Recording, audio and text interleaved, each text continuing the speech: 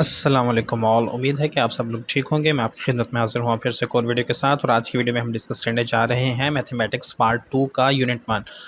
Unit 1 में सिर्फ इसलिए कह रहा हूँ कि काफ़ी लेंथी हैं, क्योंकि इसमें आपको पता है कि सिर्फ टोटल 7 यूनिट्स ही हैं पार्ट यूनिट में, तो वो यूनिट्स जो हैं वो हैं भी बड़े बड़े।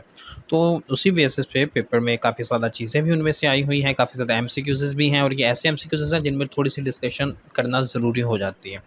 तो मैं चाहता हूँ कि वीडियो को शॉर्ट ही रखें, 10-15 मिनट तक ही रखें, क्योंकि 20-25 मिनट की वीडियो देखना भी बड़ा एक मतलब कि कह सकते हैं कि ना फैटीग वाला प्रोसेस हो जाता है। तो इस वीडियो को शॉर्ट रखने के लिए हम सिर्फ इस वीडियो में एक ही यूनिट डिस्कस करेंगे, जो कि है हमारे पास यूनिट नंबर 1। अच्छा, इस यूनिट को स्टार्ट करने से पहले कुछ मैंने आपके सामने लॉग की प्रॉपर्टीज़ रखी हुई हैं, ये आप लोगों ने ज़ुबानी याद करनी है। ये बहुत बहुत बहुत ज़रूरी प्रॉपर्टीज़ हैं। इनमें से सबसे इम्पोर्टेंट जो है वो ये वाली प्रॉपर्टी नंबर 1, ठीक है। ये बहुत इंपॉर्टेंट है, ये बहुत जगह पे यूज़ होती है, ये अक्सर क्वेश्चंस में यूज़ हो रही होती है, और अक्सर पेपर में इससे रिलेटेड क्वेश्चंस आए हुए होते हैं। उसके अलावा ये जो बेसिकली ये 3 ही कह लें, वैसे बेसिकली ये 2 जो है ना ये जनरल हैं।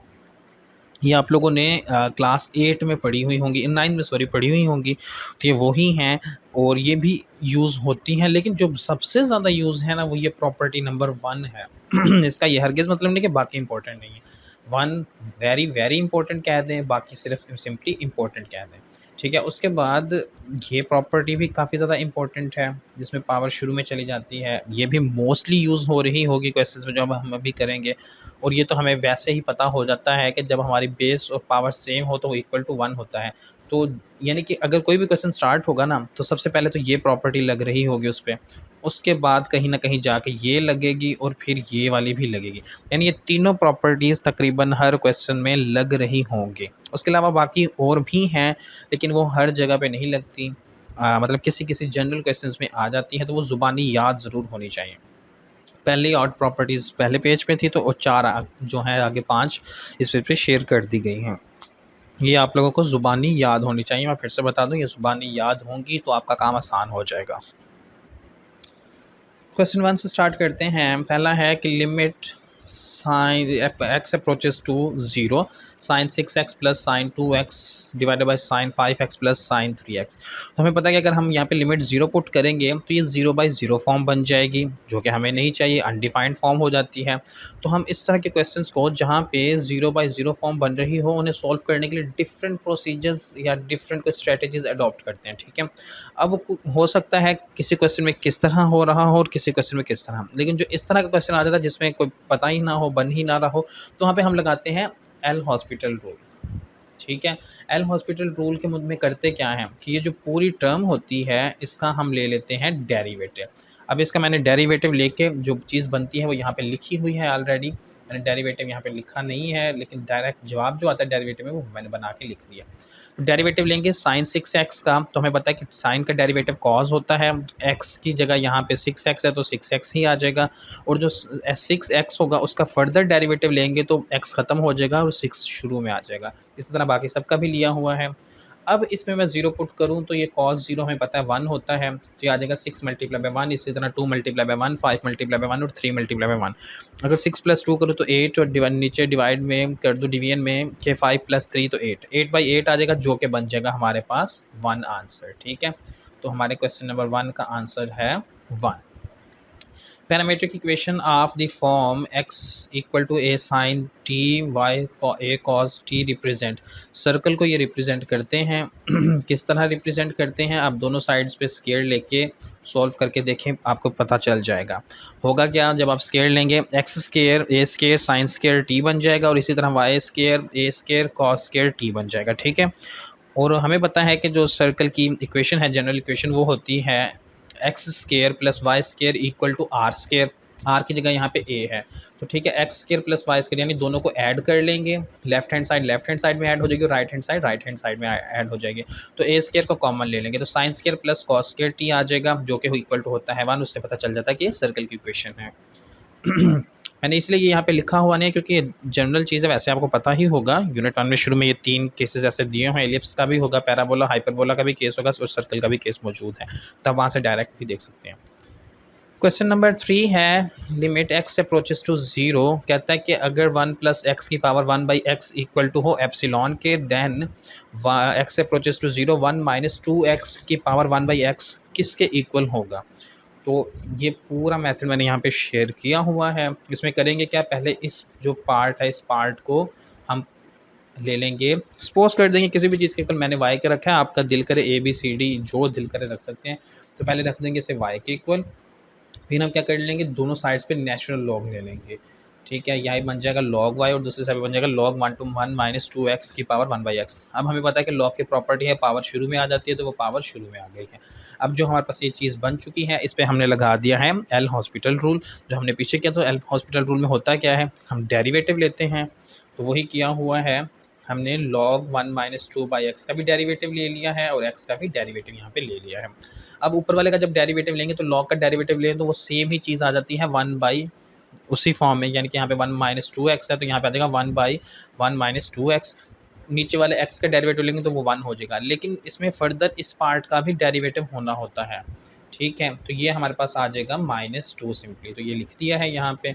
अब हमारे पास जो चीज़ ये बन चुकी है करंट केस में, अब हमने लिमिट इस पर लगा दी है x अप्रोचेस टू 0 ही, तो उसके हिसाब से x 0 पुट किया तो ये बन गया है हमारे पास log y इक्वल टू -2।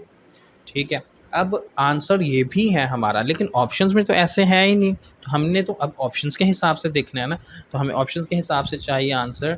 तो हम इसमें क्या कर देंगे, दोनों साइड पे आइडेंटिटी ले लेंगे, एप्सिलॉन ही कह दे, आइडेंटिटी कह देते हैं इसे, एप्सिलॉन में आई थिंक फिजिक्स में ही ठीक है एप्सिलॉन। तो ये हमें पता है कि ये बन जाएगा e की पावर log y और ये बन जाएगा e की पावर -2। अब हमें पता है कि log से आइडेंटिटी कैंसिल हो जाती है, अभी हमने पीछे प्रॉपर्टी देखी तो उसके केस में ही है। तो यहाँ पे बन जाएगा y equal to identity minus जो पावर है -2 है, जो कि हमारे पास है सी ऑप्शन। ठीक है, बाकी अगर फिर भी कोई कन्फ्यूजन हो तो आप लोग पूछ सकते हैं। वैसे आई थिंक ये बुक का ही क्वेश्चन है, इस तरह के बुक में वैसे 1-2 एग्जाम्पल्स भी सॉल्व हैं, तो वहाँ से भी आप लोग हेल्प ले सकते हैं। क्वेश्चन नंबर 4 है limit x approaches to 0, square root है x प्लस 4 माइनस 4 और x आता है। ठीक है, अब इसको सॉल्व करते हैं। x अगर मैं 0 पुट करता हूँ तो ये हो जाएगा 0 प्लस 4, यानी 4 ही आ जाएगा, तो 4 स्क्वायर रूट का प्लस का एक माइनस का तो कैंसिल हो जाएगा, तो 0/0 आ जाएगा, तो वो अनडिफाइंड हो जाएगा। तो यानी कि इसे हम डायरेक्टली वैसे कर नहीं सकते, तो हम इसका पहले ले लेंगे कॉन्जुगेट। अब लाजमी नहीं, मैंने बताया था कि हर जगह पे एल हॉस्पिटल रूल लगाना लाजमी नहीं होगा, तो हमने इसका कॉन्जुगेट ले लिया है, तो मल्टीप्लाई कर दिया है और डिवाइड कर दिया है सेम ही चीज़ के साथ, लेकिन साइन चेंज कर दिया। तो उसके बेस पे जब हमने किया तो उसे सिंप्लीफाई फर्दर करने के बाद हमारे पास जो चीज़ बन जाती है वो कुछ इस तरह से बन जाती है 1 डिवाइडेड बाई x प्लस 4 और प्लस स्क्वायर रूट 4। ठीक है, तो अब x पुट करेंगे 0, तो हमारे पास नीचे बन जाएगा x प्लस 0 प्लस 4 आएगा, तो स्क्वायर रूट 4 का 2 होता है, तो 2 प्लस 2 हो जाएगा, जो कि बन जाता है 4। तो हमारे पास आंसर जो आ जाएगा हमारा वो हो जाएगा 1/4, जो कि ऑप्शन यहाँ पे ए गिवन है। उसके बाद है क्वेश्चन नंबर 5, कहता है कि limit sine square theta divided by theta और थीटा अप्रोचेस टू 0 है, इक्वल टू किस चीज़ के होता है। ठीक है, तो अब आप इसी चीज़ को ना मेरे ख्याल में सोल्यूशन मैंने इसका लिखा नहीं है। ठीक है, अच्छा लिखा हुआ है। हमें पता है कि साइन थीटा, ये जो एक है जनरल एजम्पशन है कि sine theta by theta equal to होता है 1 के। ठीक है, तो यहाँ पे तो साइन स्क्वायर थीटा है, तो अब हम इसे क्या कर देंगे कि ये तो इसी तरह रहने देंगे और एक साइन थीटा इसके साथ अलग से लिख देंगे। ठीक है, अब जब हम पहले को सॉल्व करेंगे, इस पे अगर लिमिट लगाएंगे इस चीज़ पे जो बन चुकी है हमारे पास, तो वो 1 आएगा, तो साइन थीटा आ जाएगा 1 मल्टीप्लाई बाई साइन थीटा, लेकिन थीटा की वैल्यू 0 है, तो साइन 0 पे जो साइन 0 की वैल्यू है वो 0 ही होती है, तो 0 मल्टीप्लाई बाई 1 आ जाएगा हमारे पास आंसर 0। क्वेश्चन 6 है value of limit theta approaches to 0 sine 7 theta divided by 7 theta is equal to. अच्छा, इसमें मैं बता दूं, अब मुझे इस वक्त 100% श्योरिटी नहीं है कि क्वेश्चन बिल्कुल ठीक है कि नहीं, उसकी मैं वजह बताता हूँ कैसे। देखिए, अगर ऊपर और नीचे एंगल दोनों ही जगह पे सेम हो तो वो तो इक्वल टू होता है 1 के, अभी हमने ऊपर देखा हुआ है, तो sine 7 theta divide by 7 theta हो रहा होगा, तो इसी हिसाब से यहाँ पे आंसर बन जाएगा नन ऑफ दिस। ठीक है, इस हिसाब से अब मुझे लग रहा है कि शायद क्वेश्चन गलत हुआ हो टाइपिंग में, क्योंकि मैंने की में जो अपने लगाया हुआ था वो ए ऑप्शन है। तो अगर ए ऑप्शन बनता है तो उसके लिए यहाँ पे 7 नहीं होना चाहिए, ठीक है। अब ये होगा sine 7 theta divided by theta. अब हमें नीचे 7 चाहिए ताकि हम इस हिसाब से 1 ले सकें, तो हम इसे 7 से मल्टीप्लाई भी कर देंगे और 7 से डिवाइड भी कर देंगे, तो जिसपे नीचे वाला 7 थीटा बन जाएगा। तो आप पे डिपेंड करता है आप इसे किस तरह सॉल्व करते हैं। अगर डायरेक्टली करेंगे तो आंसर नन ऑफ दीज है, अगर नीचे वाला 7 पहले उड़ा देंगे उस हिसाब से करेंगे तो 7 है। मैंने आपके साथ दोनों ही तरीके शेयर कर दिए हैं। फंक्शन कहता है sine x divided by x has maximum value of 1 as x approaches to, ये अभी ऊपर देख के हैं तो एक्स अप्रोचेस टू 0 है, ठीक है। अब आ गया है हमारा लॉग वाला क्वेश्चन। Solution set of log 9y plus log 3y is equal to 3। तो इस तरह के क्वेश्चन को सॉल्व करने का बेस्ट मेथड तो यही है कि आप ऑप्शंस में से ही आंसर निकालें, ऑप्शन ही पुट करना शुरू कर दें। 2 तो पुट कर नहीं सकते क्योंकि 9 की पावर 2 हो जाएगा तो उससे कोई हमारी बेस सेम होने वाला कम कॉन्सेप्ट ही नहीं बन रहा। यानी हम कोई ऐसा ऑप्शन लेंगे जिसमें हमारी बेस और पावर दोनों सेम हो रही हो ताकि हम उसे 1 पुट कर सकें, जैसे कि एक लॉग की प्रॉपर्टी में था। अब हमारे पास जो पॉसिबिलिटीज़ हैं 27 भी पुट किया जा सकता है, 3 भी पुट किया जा सकता है, 9 भी पुट किया जा सकता है, ठीक है। तो मैं उस हिसाब से हमेशा हम स्टार्ट से करते हैं तो ए बी से करते हैं, ए तो हो नहीं सकता, बी से करते हैं। तो यहाँ पे बी है 9 की पावर 9 हो जाएगा, log 9 की पावर 9, ठीक है। तो वो तो हो गया 1 हमारे पास। और इसी तरह log 3 की पावर जो है y, तो यहाँ पे 9 पुट करेंगे तो 9 तो अब हो गया, बेस और पावर सेम नहीं रही तो 3 स्केयर लिख देंगे, 9 को 2 जो है उसकी पावर वो शुरू में चली जाएगी और 3 की पावर 3 हो जाएगा, तो यहाँ पे आ जाएगा 2 सिंपली। ये इस तरह हो रहा है, ठीक है। मैंने सपोज करके y, सपोज नहीं करना वैसे, y पुट कर दिया है 9 के इक्वल, तो उस हिसाब से यहाँ पे पहले में बेस और पावर सेम हो गया, उसका वैल्यू 1 आ गई है और दूसरे में पावर जो है स्केयर को 2 को शुरू में ले आए। तो यहाँ पे प्रूफ हो गया है कि 3 इक्वल टू 3, तो 3 इक्वल टू 3 प्रूव हुआ है हमारे पास 9 पे। हमें बाकी ऑप्शन ट्राई करने की ज़रूरत ही नहीं है, हमारा आंसर हमें मिल चुका है। और इस तरह ही करेंगे, जल्दी हो जाएगा। यहाँ पे थोड़ा एक्सप्लेन करना पड़ा तो इसलिए, वरना ये जल्दी जल्दी काम हो जाता है, 1 मिनट से भी कम में 30 सेकेंड में ये काम हो सकता है। क्वेश्चन नंबर 9 है function f of x 4x minus 17 is defined as for x belongs to real number and g of x equal to 2x minus 7 की power minus 1 is defined for x belongs to r except at x equal to 7/2 the value of x for which, कहता है कि ये दोनों का inverse equal होगा। इस question के बारे में मैं सीधा सीधा बता देता हूँ, मैंने इस पर कुछ 2-3 घंटे ज़ाया कर दिए हैं, ठीक है। सॉल्यूशन नेक्स्ट पेज पे मैं आपके साथ शेयर करता हूँ जो मैंने किया हुआ। उससे पहले पहले बात कर लेते हैं। इसमें मैंने जो किया है, जो मेरे पास आंसर बनता है, जो मैंने किया है, बार बार सॉल्व किया है, उस हिसाब से -2 तो बन ही जाता है या 2 प्लस में आ जाता है मेरे पास, ठीक है। मेरे पास जो की में आंसर मौजूद है वो है ये ए ऑप्शन है। अब मुझे नहीं पता कि ये ए कैसे बन रहा है, मैंने बार सॉल्व किया। अब हो सकता है मसला कि क्वेश्चन टाइपिंग में इशू हो गया हो कोई, जिसकी वजह से यहाँ पे अब गड़बड़ आ रही है या मुझे चीज़ें भूल गई हों तो नहीं हो पा रहा। लेकिन मेरा सिर्फ इसी क्वेश्चन ने मुझे तंग किया। मैंने क्वेश्चन 11 किया और इसी तरह के जो फंक्शन वाले और क्वेश्चन भी आए हैं वो मैंने सारे किए, वो सारे हुए हैं, बिल्कुल ठीक हुए। ये एक वाहिद क्वेश्चन है जो नहीं हुआ, तो ये आप लोग खुद ट्राई करिएगा, तो मेरे साथ सॉल्यूशन भी ज़रूर शेयर कीजिएगा तो मुझे पता चले कि मैं गड़बड़ कहाँ पे कर रहा हूँ। इसका सॉल्यूशन मैं आपके साथ नेक्स्ट पेज पे शेयर करता हूँ। उसके बाद क्वेश्चन 10 है the value of x that satisfies log 10x plus 5 equal to 2 minus log 10x, ये इसका सॉल्यूशन है। अब यहाँ पे किया क्या है वो देखते हैं। पहले तो जो log वाली दूसरी साइड पे रकम थी उसे भी मैं इसी साइड पे ले आऊँ, तो वो हो गई प्लस की। अब ये log की प्रॉपर्टीज़ लगना शुरू हो गई। हमें पता है कि जब log में दो प्रॉपर्टीज़ मल्टीप्लाई हो रही होती हैं तो उसे प्लस की फॉर्म में लिखा जा सकता है। ये भी मैंने भी बताया था शुरू में, प्रॉपर्टीज़ वही प्रॉपर्टीज़ में से एक प्रॉपर्टी यहाँ पे लग रही है, ठीक है। अब हमारे पास ये इस फॉर्म में बन गया है और अब ये यहाँ पे लगी है log की प्रॉपर्टी 1। उसमें देखा था क्या हुआ था, मैं फिर से दिखाता हूँ आप लोगों को। ये log की प्रॉपर्टी है यहाँ पे, ठीक है। log की प्रॉपर्टी में क्या कहता है, कहता है अगर x इक्वल टू हो log a y के, यानी कोई भी नंबर हो सकता है, a पावर कोई भी हो सकती है y, तो ये चेंज जब log ख़त्म करेंगे तो ये क्या हो जाएगा कि जो a यहाँ पे यानी कि जो यहाँ पे नीचे चीज़ है ये x उसकी पावर बन जाएगा और y रह जाएगा उसी साइड पे या इक्वल की साइड पे चला जाएगा। अब देखते हैं वापस क्वेश्चन की तरफ।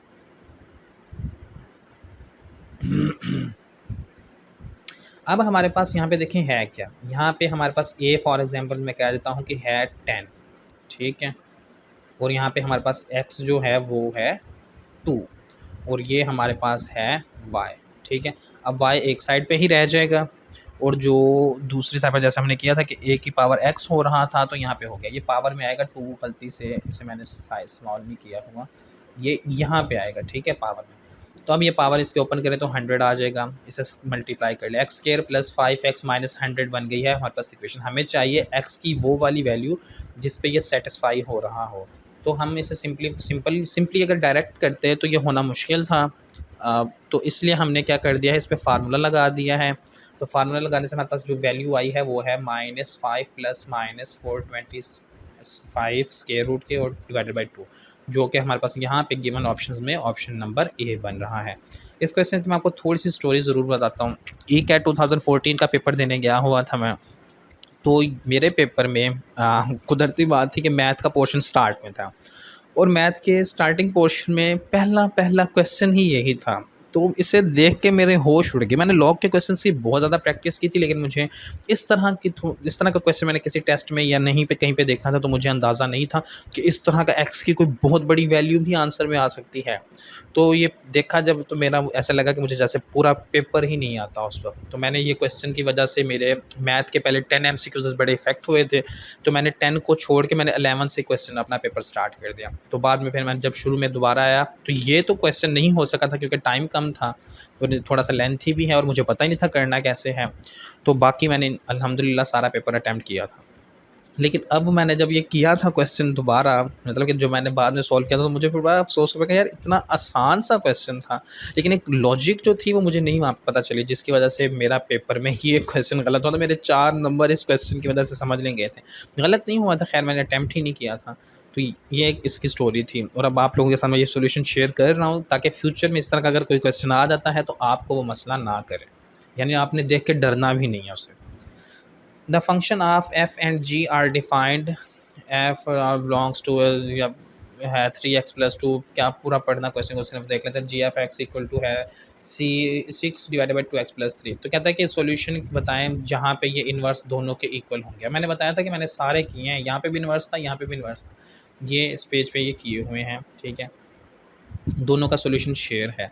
ये तो मुझे नहीं पता कि क्या गड़बड़ आ रही है, तो उसी हिसाब से है। बाकी आप ये देख लें सॉल्यूशन सारा, क्योंकि मैं एक्सप्लेन करूँगा तो बहुत ज़्यादा टाइम लग जाएगा और वीडियो ऑलरेडी काफ़ी लेंथी हो गई है। 1 यूनिट की वीडियो भी 17-18 मिनट्स में जा रही है, तो लेंथी है, बहुत लेंथी है। मैं नहीं चाहता कि इतनी बड़ी बड़ी वीडियोज़ हों, ठीक है। तो आप यहाँ से सॉल्यूशन शीट चेक कर लें, आपके पास यहाँ से पता चल जाएगा। सेकंड में तो आंसर ठीक आ रहे हैं, फर्स्ट में पता नहीं क्या मसला है, वो आप लोग खुद देखेंगे तो मुझे भी बताएंगे आप। तो उस हिसाब से हमारा जो ऑप्शन है यहाँ पे वो बी करेक्ट ऑप्शन हो जाएगा, ठीक है। अब आ जाते हैं क्वेश्चन नंबर 12 पे। The function f and g are defined, फिर से वही आ गया है फंक्शन वाला। कहता है कि यहाँ पे उसने इन्वर्स नहीं पूछा, इस दफ़ा उसने थोड़ा हमारा काम सिंप्लीफाई रख दिया। कहता है कि एफ एफ एक्स और जी एफ एक्स इक्वल हैं, कब होंगे ये बताएं एग्जैक्टली वन रियल सोल्यूशन पे। तो इस तरह से कुछ सॉल्व करेंगे, ठीक है। ये मेरे पास जब चीज़ बन गई है तो मैंने ये d इक्वल टू 0 ही क्यों लिया हुआ है, मैंने इसलिए लिया हुआ है क्योंकि यहाँ पे मुझे एक अननोन की वैल्यू चाहिए, ठीक है। आप फार्मूला लगा के भी कर सकते हैं, आप कोई और एक टेक्निक अगर करना चाहें तब भी कर सकते हैं, अगर आप ऑप्शन पुट करके करना चाहें तब भी कर सकते हैं, लेकिन मैंने एक सिंपलेस्ट वे बताया कि मुझे वन रियल सॉल्यूशन चाहिए, तो उसके लिए d जो है इक्वल टू 0 होना चाहिए, ठीक है। क्योंकि d अगर ग्रेटर देन 0 हो तो हमें पता है कि रियल तो होता है लेकिन अनइक्वल 2 सॉल्यूशन आ रहे होते हैं, और यहाँ पे इक्वल होते हैं, यानी कि 2 सॉल्यूशन तो होते ही हैं लेकिन वो दोनों सेम ही होते हैं। जिस वजह से मैंने ये वाला किया है, तो अल्फ़ा की वैल्यू यहाँ पे हमारे पास आ जाती है इससे 16, तो ये सी ऑप्शन हमारे पास करेक्ट आंसर है। क्वेश्चन 13 है the functions f and g are defined, वही f 3x plus 2 f 6 divided by 2x plus 3 है। तो इसके लिए कहता है कि वैल्यू बताएं of x for which f of g of x is equal to 3। तो कौन सी वैल्यू पे ये इक्वल टू 3 होगा, ठीक है। तो यहाँ पे मैंने किया क्या हुआ है, g ऑफ x है, f ऑफ x हो, ठीक है मेरे पास ना, तो f ऑफ x जो है यहाँ पे x मेरा इक्वल है g ऑफ x के, तो मैंने x की जगह पे g की वैल्यू पुट की हुई है, ठीक है, यहाँ पे। तो f ऑफ x जो है मेरे पास इस वक्त f ऑफ x की बजाय है f 6 divided by 2x plus 3। अब x हमारे मेरे पास 6 डिवाइडेड बाई 2x प्लस 3 है, तो वो मैंने वैल्यू पुट कर दी है इसमें, जो कि मेरे पास f ऑफ x है असल में। तो वहाँ पे जब वैल्यू पुट किया तो उसका सोल्यूशन जो आया है 2x इक्वल टू 15 आया है, जो कि बन जाता है x इक्वल टू 7.5, यानी कि यहाँ पे 4 डी ऑप्शन सी ऑप्शन। देख लें 2014 में फंक्शंस वाले कितने क्वेश्चंस आए थे, हमें डेरिवेशंस की तैयारी करवाते रहे, डेरिवेशंस पे हमने बहुत ज़्यादा टाइम ज़ाया किया था और पता चला कि पेपर इस दफ़ा सारा का सारा लिमिट्स और फंक्शंस में से उसने दे दिया था। बहुत ज़्यादा क्वेश्चन थे, इस वजह से ना काफ़ी ज़्यादा टेंशन हो गई थी, क्योंकि ये लेंथी क्वेश्चंस होते हैं और थोड़ा टाइम ज़्यादा कंज्यूम हो रहा होता है इन पे। क्वेश्चन 14 है, कहता है कि additive inverse of 10 divided by 3 minus iota, where iota, हमें अयोटा की तो वैल्यू पता ही है, ठीक है। तो यहाँ पे कहता है कि इसका एडिटिव इनवर्स बताएं। इनवर्स एडिटिव इनवर्स बताना बहुत सिंपल है, अगर वैल्यू सिंपलेस्ट फॉर्म में ही हो। यहाँ पे तो आ गई है ना, बटे की फॉर्म में आ गई है, डिवीजन की फॉर्म में आ गई है, बाई की फॉर्म में आ गई है। अगर मेरे पास ये होता, ये ऑप्शन में से ये क्वेश्चन होता, या ये होता, या ये होता, या ये होता क्वेश्चन, तो बड़ा सिंपल था, सिंपली साइन चेंज कर देते हैं, वो एडिटिव इनवर्स होता है, यानी कि जो उसका अपोजिट हो, जिससे अगर उन दोनों को ऐड करें तो हमारे पास जो वैल्यू बन रही हो उसकी वो ज़ीरो, आंसर ज़ीरो आ रहा हो, ठीक है। लेकिन यहाँ पे अब मेरे पास वो इस तरह है नहीं, तो फिर मैंने कॉन्जुगेट ले लिया है, 3 प्लस जो यहाँ पे माइनस था उसी के साथ मल्टीप्लाई और डिवाइड कर दिया। जब इसे सिंप्लीफाई किया तो मेरे पास वैल्यू बन गई है ये, यानी कि ये जो चीज़ है ना, ये इसके इक्वल बना ली है मैंने। अब मुझे एडिटिव इनवर्स इसका चाहिए, तो मुझे पता है कि क्या होगा, -3 हो जाएगा और माइनस अयोटा हो जाएगा, तो मेरे पास सी ऑप्शन करेक्ट है। उम्मीद है कि समझ आ गई होगी, कोई कन्फ्यूजन वाली चीज़ इसमें ज़्यादा है नहीं वैसे। क्वेश्चन नंबर 15 है, log 3 की पावर 27 माइनस log 5 की पावर 25 इज इक्वल टू। अब इस दफ़ा एक्स उक्स वाला कोई चक्कर नहीं रखा गया था, सिंप्लीफाई सिंपली सॉल्व कर दें। तो 3 की पावर 27 को हम इस तरह भी लिख सकते हैं कि 3 की पावर 3, तो पावर जो है 3 शुरू में चली जाएगी, तो ये आ जाएगा, बल्कि लिखा हुआ है ना मेरे पास, ये देखिए, तो इस तरह बन जाएगा। जब इसे मैंने 3 की पावर 3 लिखा है तो वो 3 शुरू में आ गया है, और इसी तरह 5 है 25, तो 5 की पावर 2 आ जाएगा, तो 2 पावर को मैं शुरू में ले आया। तो जब ये दोनों बेस और पावर सेम हो गई हैं हमारे पास, तो हमें पता है वो 1 के इक्वल होता है, तो 3 - 2 सिंपली आ जाएगा हमारे पास आंसर, जो कि है इक्वल टू 1 के। क्वेश्चन 16 सॉल्व करने में टाइम वेस्ट नहीं करने लगा मैं, यहाँ पे उसकी वजह भी बताता हूँ साथ, क्योंकि इसका करेक्ट ऑप्शन मौजूद है ही नहीं। जो पेपर की में आया हुआ है वो डी ऑप्शन करेक्ट उन्होंने लगाया हुआ था, लेकिन इसका करेक्ट आंसर डी भी नहीं बनता। अब हो क्या सकता है क्वेश्चन में, यानी कि एग्जामिनर की तरफ से, ये टाइपिंग मिस्टेक मेरी तरफ से नहीं, एग्जामिनर की तरफ से हो सकता है कि या तो उसने क्वेश्चन में कोई गड़बड़ कर दी हो हल्की फुल्की सी।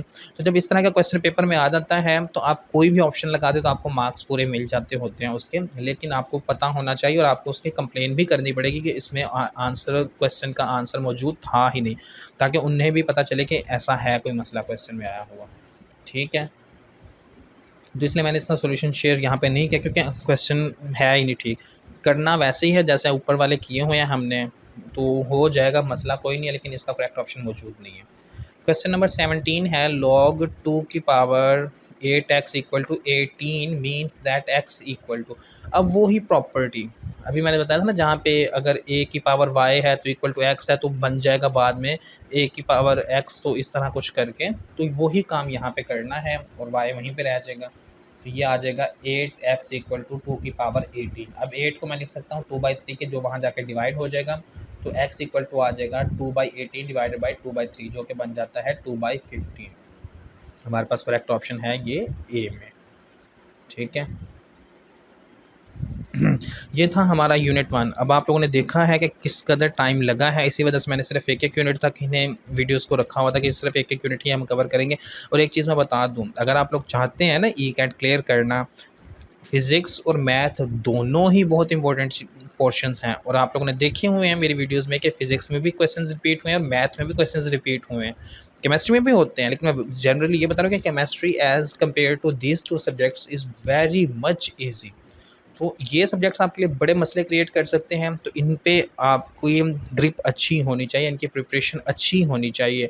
और मैं अपनी वीडियोज़ में काफ़ी, मतलब कि कह सकते हैं रूट से चीज़ों को एक्सप्लेन कर रहा हूँ ताकि वो आपको फ़ायदा दें। तो अगर देखें, अगर फ़ायदा लेना चाहते हो तो वीडियो पूरी देखिए, अगर नहीं लेना चाहते तो कोई मसला नहीं, ना देखें, मुझे कोई इश्यू नहीं है। मेरा अपना काम जो है वो है आपकी हेल्प आउट करना, और वो मैं करता रहूँगा। मैं तो अपलोड करता रहूँगा, मर्ज़ी आपकी है देखें या ना देखें।